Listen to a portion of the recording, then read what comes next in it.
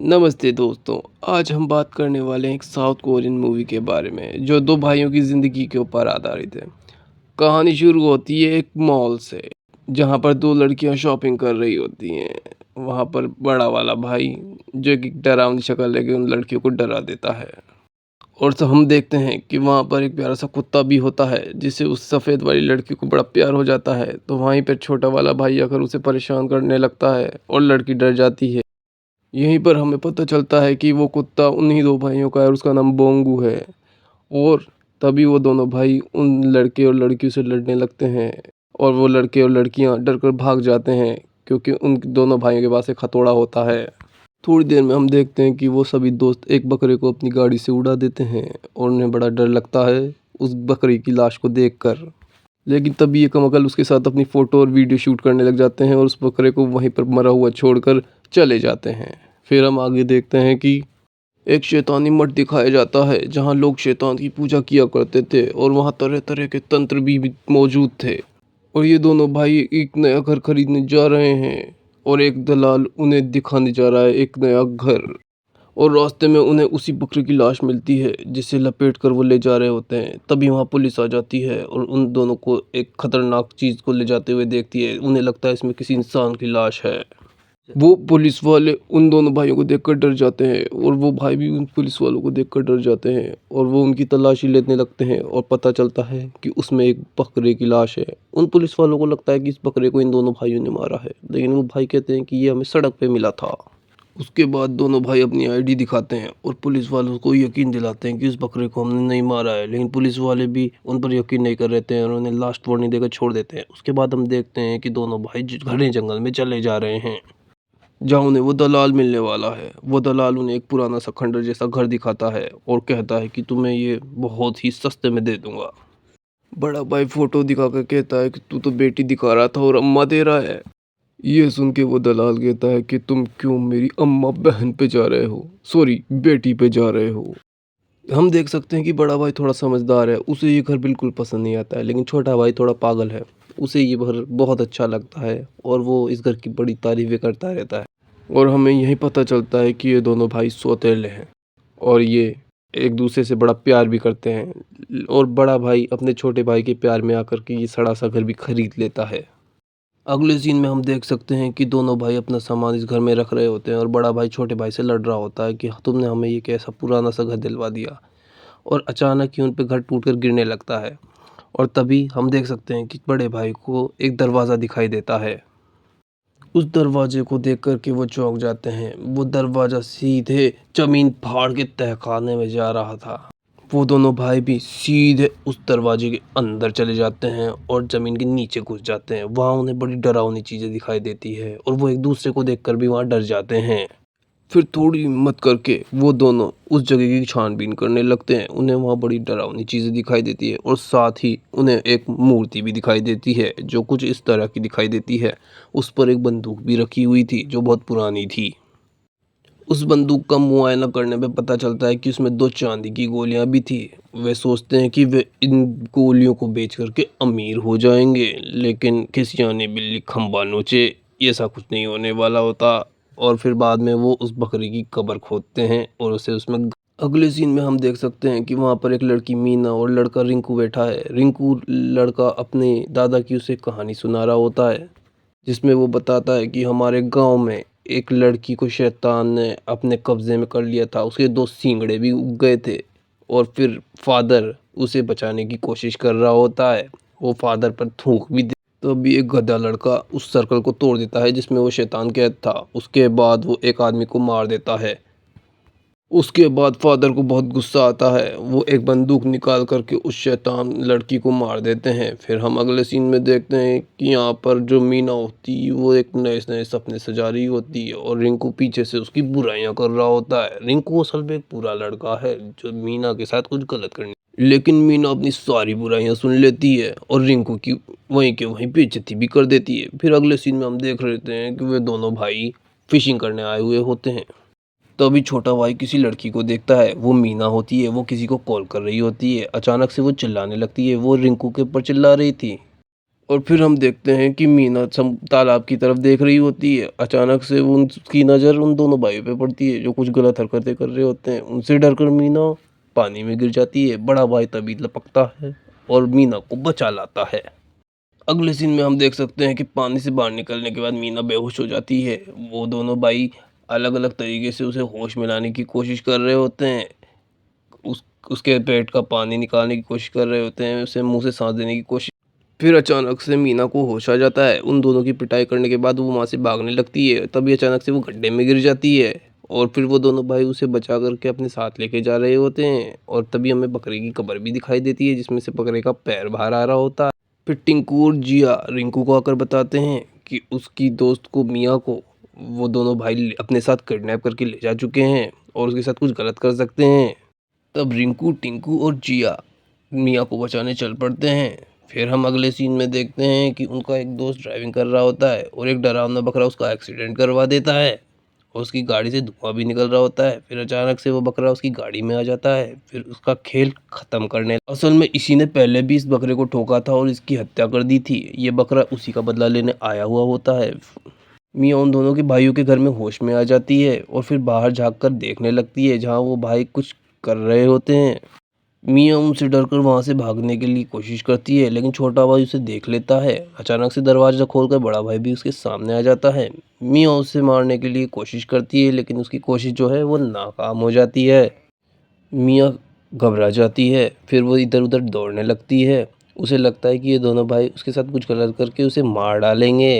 लेकिन तभी हम अगले सीन में देखते हैं कि छोटा भाई उसे बड़े प्यार से खाना खिला रहा होता है। मियाँ को भी समझ में आ जाता है कि ये दोनों भाई बुरे नहीं हैं, बस दिखने में इन दोनों भाइयों का दिल तो दरिया दिल है। ये दोनों बहुत ही अच्छे हैं। छोटा भाई अपने बड़े भाई और खुद के बारे में मियाँ को बताने लगता है। तभी बड़ा भाई छोटे भाई को डांटने लगता है कि किसी अनजान को अपने बारे में ना बताए, कहीं वो किसी मुसीबत में ना पड़ जाए। लेकिन मियाँ बोलती है कि वो ऐसा कुछ नहीं करेगी। अगले सीन में मीना के दोस्त उसे बचाने आ चुके होते हैं। वो उन दोनों भाइयों को मारकर मीना को बचाना चाहते हैं। एक और रिंकू बड़ी कोशिश करता है कि वो कैसे न कैसे मीना को बचा ले। उनका एक दोस्त घर की अंदर जाकर उन पे नज़र रखने की कोशिश कर रहा होता है। उसे लगता है कि ये लोग मीना पर अत्याचार कर रहे हैं लेकिन ऐसा कुछ नहीं होता है। तभी अचानक से बड़ा भाई मधुमक्खी के छत्ते में हाथ दे मारता है। उससे मधुमक्खियाँ कुपित हो जाती हैं और उसको मारने लगती हैं। बड़ा भाई हाथ में आरा मशीन लेके इधर उधर दौड़ने लगता है और सभी दोस्त उसको देख कर के भागने लगते हैं जंगल में। उन्हें लगता है कि वो उन्हें मारने के लिए आ रहा है लेकिन असल में वो मधुमक्खियों से बच रहा होता था। लेकिन तभी हम देखते हैं कि एक लकड़ी टूटती है, उनके एक दोस्त का खेल खत्म कर देती है। बड़ा भाई थका हारा घर के अंदर आता है और बताता है कि उसे मधुमक्खियों ने काट काट के उसकी ऐसी की तैसी कर दी है। जिया की लाश को देखते हैं तीनों दोस्त। उन्हें लगता है कि इसे उसी बड़े भाई ने मारा है और वो बहुत ही खतरनाक लोग हैं। उन्हें इस बात का बहुत दुख होता है कि उनकी एक दोस्त मारी गई है और वो उससे बदला लेने का प्लान बनाते हैं। फिर हम अगले सीन में देखते हैं कि वो दोनों भाई मियाँ के साथ मिलकर बड़े वाले भाई का इलाज कर रहे होते हैं और बड़ा वाला भाई वहाँ पे चिल्ला रहा होता है दर्द के मारे। और बड़ा भाई ये भी बताता है कि उसे मियाँ के दोस्त भी मिले थे लेकिन वो मधुमक्खियों से डरकर वहाँ से भाग निकले हैं जंगल की तरफ और वो उससे मिलने के लिए दोबारा आएंगे, इसलिए उसे वहीं पर रहकर उनसे उनका इंतज़ार करना चाहिए और उनके काम में उनकी मदद भी करनी चाहिए। हम देखते हैं कि छोटा भाई एक लकड़ी का बॉक्स बना रहा है जिसमें वो अपनी सब्जियां उगाना चाहता है। मियाँ अगर उसकी मदद करने की कोशिश करती है लेकिन काला अक्षर भैंस बराबर, उसे कुछ भी नहीं आता है। बड़ा भाई लकड़ियाँ काट रहा होता है आग जलाने के लिए और अजीब सी आवाज़ें कर रहा होता है जिससे सुनकर मियाँ के दोस्त डर जाते हैं। उन्हें लगता है ये कोई खूंखार दरिंदा है। मियाँ उस डब्बे का साइज देखने के लिए उसमें लेट जाती है लेकिन उसके दोस्त सोचते हैं कि छोटा वाला भाई उसी की कब्र उसी से खुदवा रहा है। मियाँ और छोटा भाई मज़े कर रहे होते हैं लेकिन उसके तीन दोस्त बड़ी तकलीफ़ में आ जाते हैं। उन्हें लगता है कि ये उस पर अत्याचार कर रहे हैं और उस पर हंस भी रहा है। तो भी हम देखते हैं कि टिंकू बड़े भाई पे हमला करता है चाकू फेंक कर, लेकिन वो चाकू उसी के पैर में आ लगता है।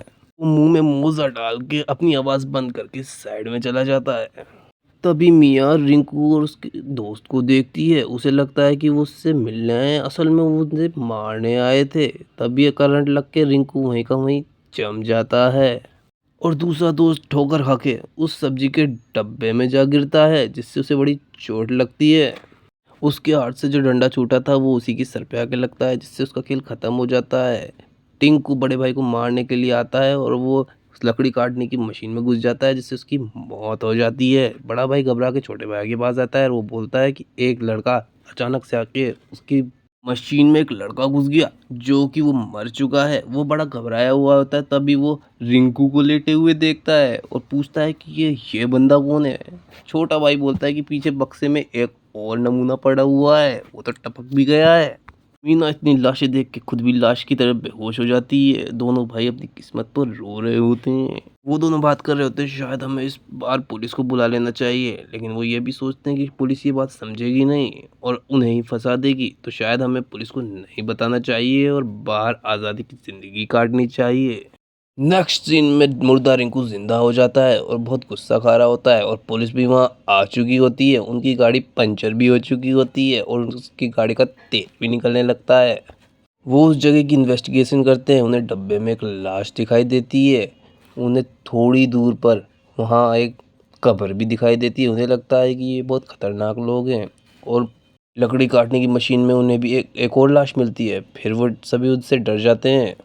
तभी रिंकू को हम देखते हैं बहुत गुस्से में होता है। वो अपने दोस्त को एक लात मारता है और बोलता है आने में इतनी देर क्यों की, पुलिस वाला आ जाते तो हमारे दोस्त जिंदा होते। पुलिस वाले अंदर घर में घुस जाते हैं और उन दोनों भाइयों की खोज कर रहे होते हैं, लेकिन ये पुलिस वाले भी कुछ खास नहीं होते हैं, ये मूर्ख होते हैं। सीनियर पुलिस ऑफिसर दरवाजे में लात मारता है और दरवाज़ा टूट कर उसका पैर उसी में फंस जाता है। वो उन दोनों भाइयों को पकड़ लेता है, असल में दरवाजे ने उसे पकड़ लिया था। वो उन दोनों भाइयों को कमरे के बाहर जाने के लिए कहता है और वो दोनों भाई हाथ ऊपर करके उस कमरे से बाहर निकलने लगते हैं। फिर अचानक से उन दोनों को लेटा देता है बंदूक का जोर दिखा के। घर पुराना होने की वजह से उस पुलिस वाले को एक लकड़ी आके हिट करती है, जो उसके सिर में घुस जाती है, जिससे वो खूना खून हो जाता है। पागल होकर के वो इधर उधर गोली चलाता है और ऊपर का झूमर उसके सर पे आके लगता है। होश खो करके वो फिर से इधर उधर गोली चला देता है, जिससे गाड़ी में आग लग जाती है। उससे एक पुलिस वाला जलने लगता है। छोटा भाई उस पुलिस वाले पे लाके पानी डालता है, लेकिन वो तेल होता है, जिससे गाड़ी में विस्फोट हो जाता है, जिससे उस पुलिस वाले की मौत हो जाती है। रिंकू अचानक से बंदूक उठा लेता है और उन दोनों भाई पे चलाने लगता है। वो दोनों भाई अंदर घर में छुप जाते हैं। तभी रिंकू उन्हें कुत्ते की दवाई दे के बाहर निकालने की कोशिश करता है। फिर छोटा भाई उन पे हमला कर देता है। छोटा भाई और रिंकू आपस में जंग करने लगते हैं। बड़ा भाई चोरी छुपे पीछे से आकर कुत्ते को बचा ले जाता है। अगले सीन में हम देखते हैं कि एक बूढ़ा एक पैर चिता और एक पैर कब्र में रख के कुछ सोच रहा होता है। उसे उसका बचपना याद आ रहा होता है कि फादर से उसने कुछ कहा था, लेकिन मुझे भी नहीं पता क्या कहा था। अचानक से वो बैठा हो जाता है और पास में खड़ी हुई नर्स डर जाती है और वो फादर की किताब मांगने लगता है जो उसे उस फादर ने दी थी, जिसमें लिखा था 5 जन एक बकरे को ठोकेंगे और बाद में वो बकरा उनको ठोकेगा, जिससे शैतान का उठखड़ा मेरा मतलब शैतान उठ खड़ा होगा। रिंकू बड़े भाई को पकड़ के उसे मार रहा होता है अपने डंडे से और तभी वहाँ छोटा भाई आता है उसे बचाने के लिए। रिंकू उसे भी अपने डंडे से मारता है और वो बेहोश हो जाता है। मियाँ उसे समझाने लगती है कि ये दोनों भाई अच्छे लोग हैं, बुरे लोग नहीं हैं। रिंकू उसे बताता है कि मैं तेरे लिए यहाँ नहीं आया हूँ, मैं अपना फ़ोन लेने वापस आया हूँ। तेरे जैसी छप्पन देखता हूँ मैं। बगल में खड़े अपने दोस्त पर भी वो अपना गुस्सा उतारता है। भी हम देखते हैं जो उनकी दोस्त जो मर गई थी, उसमें मरे हुए बकरे की आत्मा आ जाती है, उन सबको भी मरा हुआ बनाने के लिए दौड़ती है। तभी वो एक दोस्त के पीछे पड़ जाती है। वो दोस्त जंगल की तरफ भागता है और वो भूतनी भी उसके पीछे लग जाती है। रिंकू को हम देखते हैं उन दोनों भाइयों के घर में चला जाता है और गाड़ी की चाबी ढूंढने लगता है। उसे अचानक से वो बंदूक मिलती है जिसमें चांदी की 2 गोलियां थी। छोटा भाई, मियाँ और बड़ा भाई तीनों उसी टाइम घर में आ जाते हैं। रिंकू उन्हें बंदूक के जोर पे डराने की कोशिश करता है। फिर हम देखते हैं उनका एक और दोस्त भूत बन गया है जो 360 डिग्री गर्दन घुमा सकता है। वो उसे देख कर डर जाता है। मियाँ और वो दोनों भाई भी सोफे के पीछे छुप जाते हैं डर के मारे। रिंकू भूत को अपना 9 लखा टोटका दिखाता है जिसे वो जला देता है। भूत उस पर हमला करने लगता है। मियाँ और वो दोनों भाई बड़े डरे हुए होते हैं, लेकिन तभी अचानक से उस भूत को पकड़ लेते हैं और नीचे के तहखाने में फेंक देते हैं। शैतान फिर से ऊपर आकर उन पर हमला करने की कोशिश करता है, लेकिन वो दोनों भाई मिलकर उस दरवाजे को बंद कर देते हैं और अफसोस करते हैं कि पंडित जी से हवन नहीं करवाया, एक हवन तो करा ही लेना चाहिए था। तभी भूत रिंकू को अचानक से नीचे से ही अंदर खींच लेता है। मियाँ उसको देखने के लिए जाती है। शैतान उस जगह पे हावी होने लगता है और तभी वहाँ पर चीता और कब्र वाला फादर आ जाता है। वो उस घर में तेजी से घुसता है और उन दोनों भाई और मियाँ से बात करने लगता है। उसे लगता है उन तीनों में भूत है। वो अपना क्रॉस दिखाकर उन्हें डराने की कोशिश करता है, लेकिन उसे पता चल जाता है कि ये सारे सही हैं, ये इन पे कोई भूत नहीं चढ़ा है। तभी अचानक से तहखाने का दरवाज़ा खुलता है और वो सब देखते हैं कि रिंग के ऊपर शैतान हावी हो चुका है, जो सिर पे 2 एंटीना भी रखता है। शैतान उनको डराने की कोशिश करता है। फादर भी उसे क्रॉस दिखाकर डराने की कोशिश करते हैं। सभी एक दूसरे को डराने की कोशिश करते हैं। शैतान को डोकरे पे गुस्सा आता है, वो उसे एक थप्पड़ मार देता है। चाचा जी के तोते उड़ जाते हैं। बड़ा भाई लाइटर जलाता है और घर में आग लगा देता है। पूरा घर धूं धूं करके जल रहा होता है, लेकिन शैतान को उससे भी कोई फर्क नहीं पड़ता। शैतान सारे मरे हुए प्राणियों को जीवित प्राणी बना देता है। एक पुलिस वाला छुप के ये सब देख रहा होता है और डर रहा होता है। तभी बड़े भाई को जोश आ जाता है। वो हथौड़ा उठा के अपने छोटे भाई और मियाँ को वहां से जाने के लिए बोलता है, लेकिन पीछे मुड़ के देखने पर पता चलता है कि वो तो पहले ही जा चुके हैं और वो उससे कहते हैं कि तू भी भग ले हमारे साथ। लेकिन बड़ा भाई उन शैतानों से लड़ना शुरू कर देता है। फिर छोटे भाई को भी जोश आ जाता है और वो भी उनसे लड़ने के लिए वहाँ पर ताबड़तोड़ आ जाता है। वो आरा मशीन को वहाँ चलाने की कोशिश करता है, लेकिन वो चालू नहीं हो रही होती है। तभी शैतान उन्हें देख लेता है और उनकी तरफ बढ़ने लगता है। तभी छोटा वाला आरा मशीन शैतान में घोंप देता है और उसके अंदर से चिंगारियाँ निकलने लगती हैं। तभी दूसरी तरफ वो बूढ़े चाचा बताते हैं कि शैतान सिर्फ चांदी की गोलियों से मरते हैं और किसी चीज से उन्हें मारा नहीं जा सकता। तभी दूसरी ओर एक शैतान बड़े भाई पे हमला कर रहा होता है। छोटा भाई उसकी गर्दन उड़ा देता है और उसका सर हंसते हुए हवा में गायब हो जाता है, जैसे चूल्हे का धुआं हो। दोनों भाई आपस में बात कर रहे होते हैं। तभी शैतान आकर बड़े भाई के पैर में सरिया घुसा देता है और छोटे को एक रैपट जमाता है।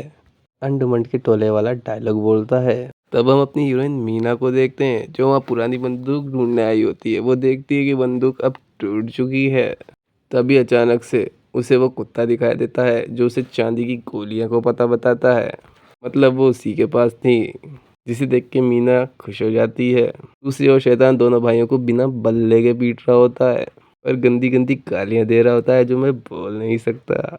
तभी अचानक से वहाँ मीना आ जाती है। वो चांदी की गोली को कील ठोकने वाली मशीन में लगा कर लाती है। इसे देख के शैतान की फटके 4 हो जाती है। वो रिंकू का रूप बना करके उसे पटाने की कोशिश करता है, लेकिन मीना उसकी बातों में नहीं आती और गोली चला देती है। लेकिन उसकी मशीन में प्रेशर नहीं था। अभी शैतान मीना को पकड़ लेता है और उसे मारने लगता है। दूसरी तरफ दोनों भाई तार जोड़ देते हैं और मीना नीचे गिर जाती है और शैतान पे गोली चला देती है। गोली धीरे धीरे शैतान की तरफ बढ़ती है, फिल्म स्टाइल पे, जिस पे टैटू भी बने हुए हैं। गोली सीधे शैतान के सर में जाके लगती है, जिसका उसका सर उड़ जाता है। तभी हम देखते हैं कि बहुत सारे भूत उसके अंदर से निकल के चारों तरफ नाचने लगते हैं और चारों तरफ का आसमान लाल हो चुका है। तभी आसमान से एक काला हाथ आता है, जो उसे अपने साथ पकड़ के नीचे नरक में ले जाने वाला था। सारा अंधेरा छट जाता है और इसी के साथ मूवी पूरी हो जाती है।